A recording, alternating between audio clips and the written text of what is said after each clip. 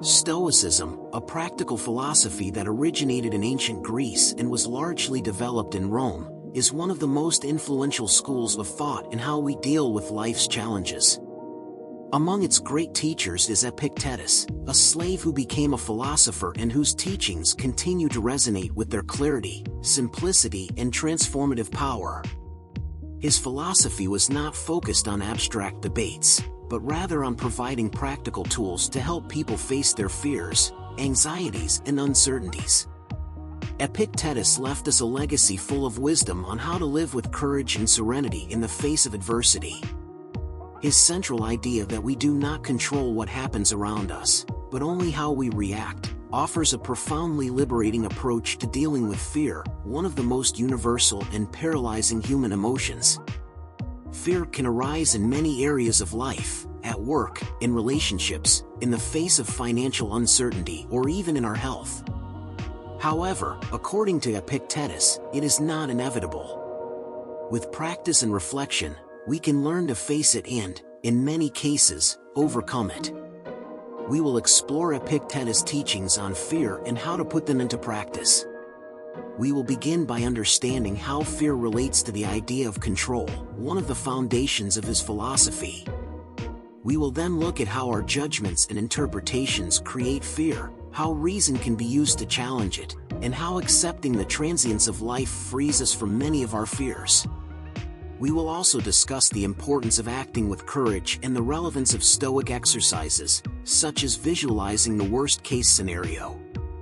Throughout this video, you will not only understand what Epictetus taught, but you will also learn how to apply his ideas to your modern life to face your own fears.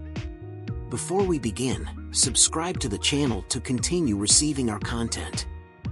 Now, let's dive into the first fundamental point. What does Epictetus teach about fear and control? For Epictetus, fear stems largely from a common mistake, confusing what is under our control with what is not. He argued that life is composed of two clear domains. The first is the things we can control, such as our actions, thoughts, choices, and reactions. The second is the things that are beyond our control, such as the opinions of others, external events, unpredictable circumstances, and often the results of our actions. This separation, known as the dichotomy of control, is one of the most important foundations of Stoicism. When we apply this principle, we realize that fear is often rooted in our attempt to control the uncontrollable. For example, we fear not being accepted, failing, or facing rejection, but these concerns involve factors that are not entirely within our control. Epictetus reminds us that by redirecting our focus to what we can control, we begin to weaken the basis of fear. He offers a liberating perspective. Do not seek to have events happen as you wish, but wish that they happen as they happen, and you will have peace.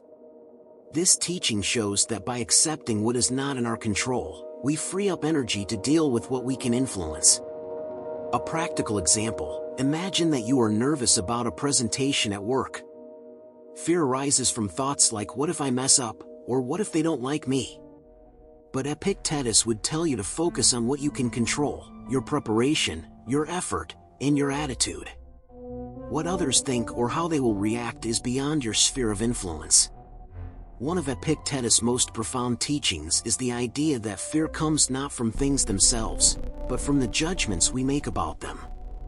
He states, it is not the things that disturb us, but the judgments we make about them. In other words, external events are neutral. What determines our emotional response is how we interpret them. This perspective is extremely useful when dealing with fear. Often, we are not afraid of the event itself, but rather of the story we create in our minds about what it means. For example, imagine that you are afraid of speaking in public. The act of speaking in front of an audience is not inherently threatening. The fear arises because we believe that we might be judged, rejected, or humiliated. This judgment, not the event, is the real trigger for the fear. Epictetus teaches us that we can question these judgments and create a new narrative. He suggests that rather than assuming that our anxious thoughts reflect reality, we should analyze them rationally. For example, if you think, if I make a mistake, everyone will laugh at me, ask yourself, is that true? What makes me believe that? Even if it does happen, what would the real consequences be? Furthermore, he encourages us to view situations objectively. He said that when we hear something that arouses fear, we should remember that it is not the event itself that is hurting us, but our opinion of it. If we change the way we view the situation, the fear can be neutralized. For example, instead of thinking of a rejection in a job interview as a personal failure, we can view it as an opportunity to learn. This change in judgment not only reduces fear, but also enables us to act in a more confident and balanced way. One of the biggest challenges in dealing with fear is our tendency to confuse facts with assumptions. Often, our fear is not based on what is actually happening, but on what we imagine could happen. Epictetus warns us against this mental trap, emphasizing the importance of living in the present and looking at reality objectively. To begin, it is essential to ask, what is a fact? Facts are observable elements, situations that are actually happening or that have a concrete basis. Assumptions, on the other hand, are projections or interpretations that we create based on facts, often influenced by our emotions, insecurities, and beliefs. For example, receiving a neutral look from someone may be a fact. Assuming that the person is disappointed in you is an assumption. Epictetus encourages us to examine our thoughts and separate what we know for sure from what we are imagining. This practice helps us reduce the emotional impact of scenarios that exist only in our minds. He said, be your own harshest critic, but also your most rational. This means that we should question our thoughts before accepting them as truth. One practical exercise is to write down a situation that is causing you fear or anxiety and divide it into two columns, facts and assumptions. For example, fact, I have a presentation tomorrow.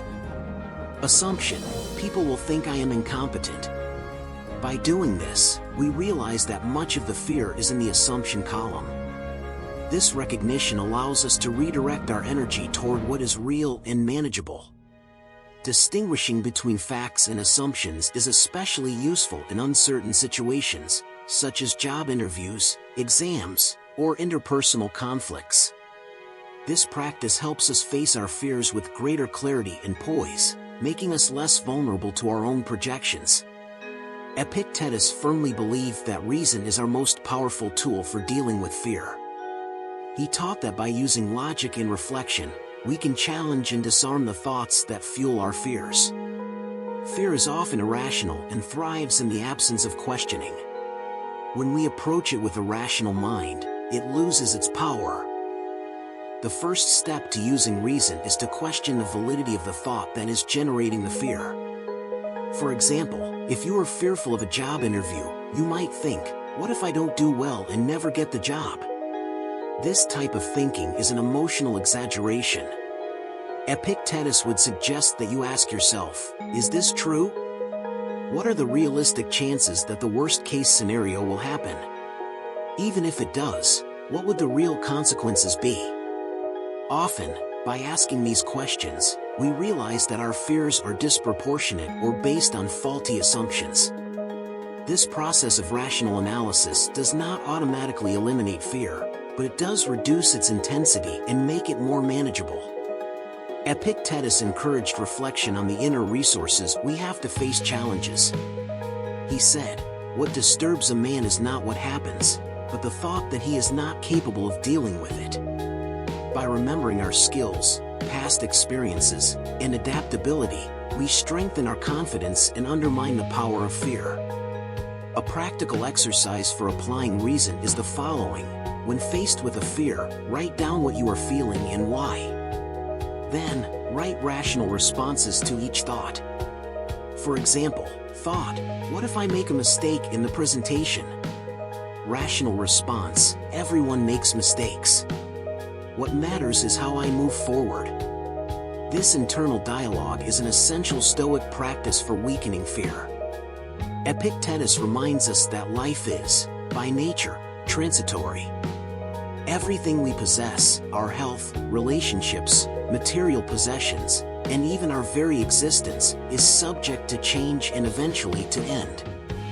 For many, this reality can be frightening, but Epictetus taught that accepting this transience is actually liberating. When we stop resisting impermanence, we reduce fear and gain a calmer perspective on life. Fear of the future, loss, and even death are some of the biggest causes of anxiety.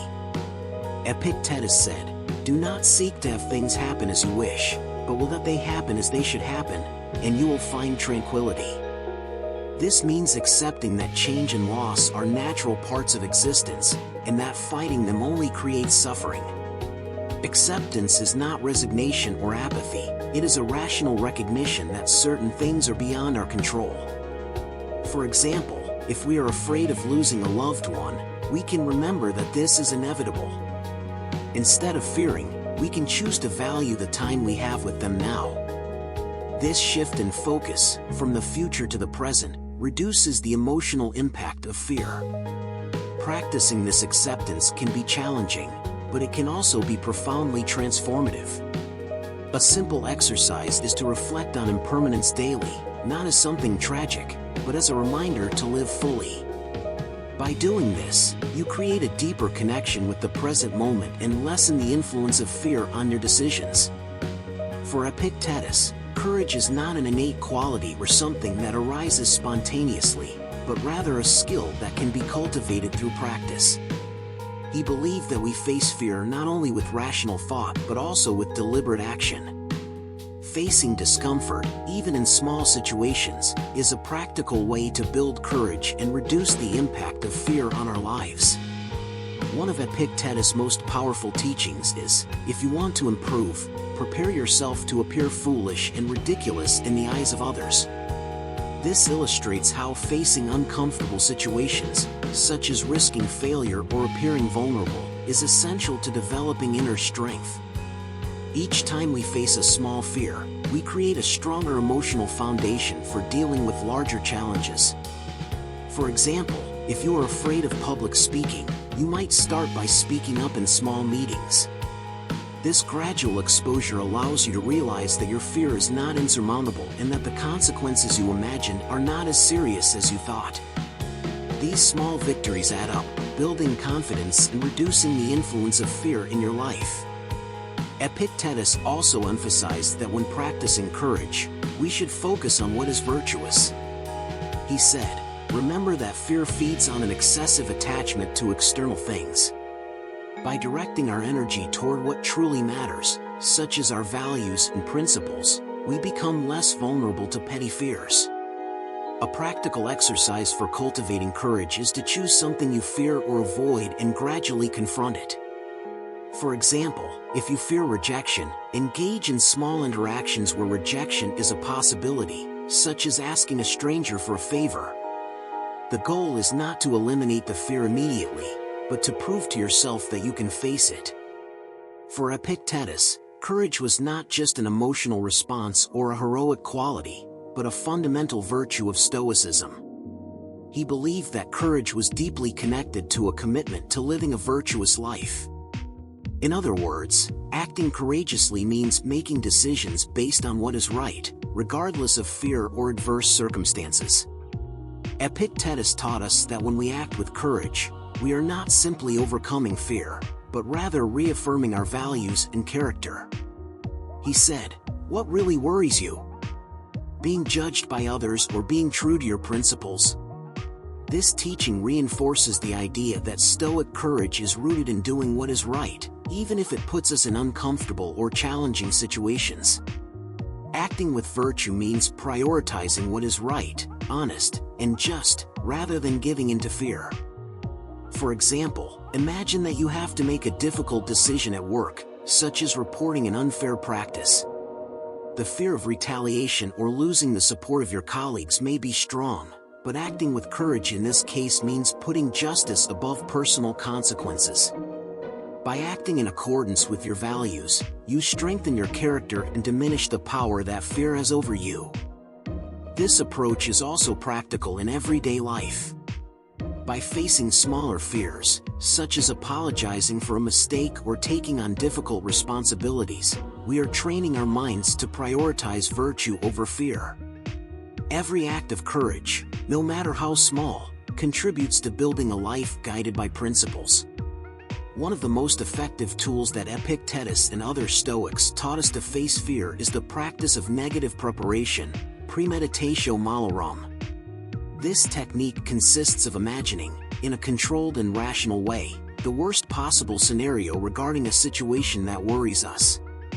By doing so, we reduce the emotional impact of fear and prepare ourselves mentally to deal with real challenges. Fear often stems from uncertainty and feelings of helplessness. Negative preparation counteracts these factors by bringing clarity to our minds. As Epictetus taught, when you are about to undertake something, remember the difficulties that may arise and prepare yourself to face them with serenity. This practice is not about dwelling on the negative, but about viewing challenges objectively, seeking practical solutions. Step by step for negative preparation. Step 1. Identify a specific fear. Choose something that is causing you anxiety, such as a meeting, an exam, or a difficult conversation. Step 2. Visualize the worst-case scenario. Close your eyes and imagine, in detail, what could go wrong. Ask yourself, what is the worst outcome that could happen? Reflect on how you would react. Step 3. Think of practical actions you could take if the worst-case scenario happened. Ask yourself, how could I deal with this constructively? Step 4. Consider the real impact. Evaluate the long-term consequences of the imagined scenario. Often, you will realize that the consequences are not as severe as they first seem. Step 5. End with confidence. Reaffirm your ability to face challenges. Tell yourself, even if the worst happens, I can handle it.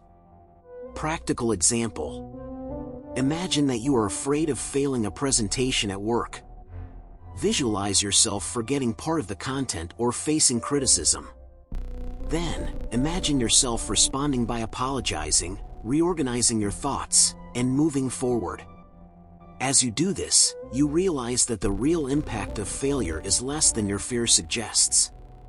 The teachings of Epictetus offer us a practical and timeless approach to facing fear and living with greater courage and serenity.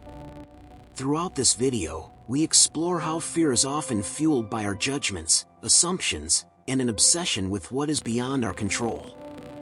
However, by applying Stoic principles, such as the dichotomy of control, the use of reason, and negative preparation, we can reconfigure our relationship with fear and regain our inner peace. Epictetus reminds us that fear doesn't have to rule us. When we focus on what we can control, our actions, thoughts, and choices, and accept what is beyond our control, we become more resilient. For the Stoics, courage is not the absence of fear, but the willingness to face it in a rational and virtuous way. In the modern world, the challenges and uncertainties we face may look different than in ancient times, but human nature remains the same. Whether it's dealing with professional pressures, navigating life changes, or overcoming insecurities, Epictetus principles are powerful tools to guide us. Now that you know these practices, the next step is to apply them to your life. Choose a fear or worry that's on your mind and experiment with negative priming or questioning your assumptions. Start small, but be consistent. Each practical application of these ideas strengthens your courage and brings you closer to living a life guided by reason and virtue. Finally, remember that the goal is not to eliminate fear, but to learn to live well in spite of it. Share your experiences or reflections in the comments. How have you applied Stoic teachings to face your fears? Let's continue this journey together. Subscribe to the channel and keep receiving videos like this. With Epictetus teachings, you have the necessary tools to transform fear into an ally for growth. Until the next video.